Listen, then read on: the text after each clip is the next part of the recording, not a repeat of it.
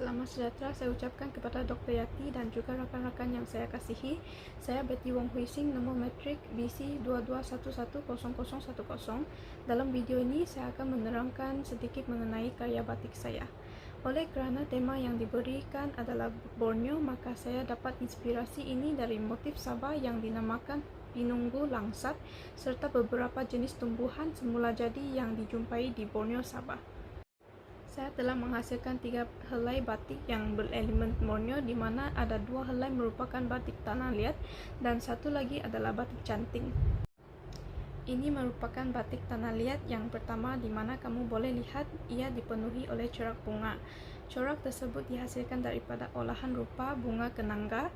Ia dapat dijumpai di Borneo dan ia merupakan bunga tradisional yang amat digemari oleh masyarakat Borneo kerana baunya yang sangat harum. Bunga ini selalunya dipetik dan disimpan dalam lipatan kain bagi mengharumkan baju dan juga rumah.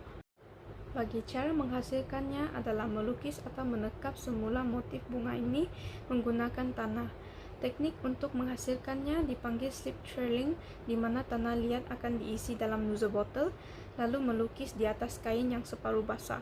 Selepas melukis, kita perlu menunggu dalam 10 minit sebelum merendam kain ke dalam campuran cecair Neptol Aerosol dan caustic soda. Kemudian merendam sekali lagi ke dalam cecair garam pewarna. Dengan teknik ini, warna dapat dihalangkan oleh tanah liat, maka corak yang dihasil kelihatan jelas. Seterusnya, ini merupakan batik yang kedua, yaitu batik canting. Dalam batik ini, saya telah mengaplikasikan motif Pinunggu Langsat serta motif bunga rafflesia. Bunga rafflesia juga dikenali sebagai Padma flower. Ia sangat terkenal kerana ia merupakan bunga yang terbesar di seluruh dunia. Maka motif Pinunggu Langsat pula merupakan motif yang dicipta daripada buah langsat Borneo. Motif Pinunggu Langsat ini mempunyai rupa bunga langsat bergabung dengan jalinan seperti dalaman buah langsat. Ia juga merupakan salah satu buah-buahan tempatan yang digemari oleh masyarakat Sabah. Bagi cara menghasilkan batik canting adalah melukis motif menggunakan lilin pada permukaan kain yang telah ditegang atas pemidang kayu. Lilin akan dicairkan dan kemudian diisi dalam canting sebelum melukis. Lakaran lilin ini dilakukan bagi menghalang bahan pewarna daripada bercampur dan meresap masuk ke kawasan lain.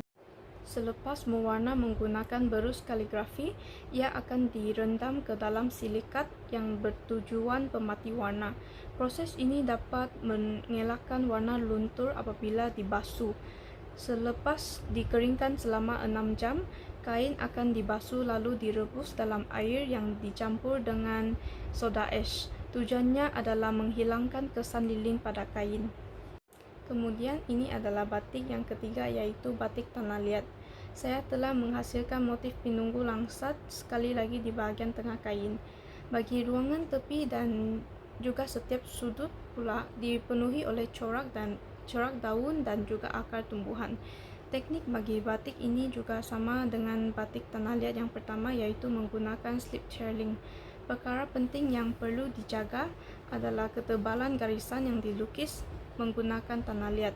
Hal ini kerana jika garisan yang dihasilkan itu terlalu nipis, maka ia tidak dapat dihalang lalu bertemu dengan warna. Saya rasa ini sahaja daripada saya. Sekian, terima kasih.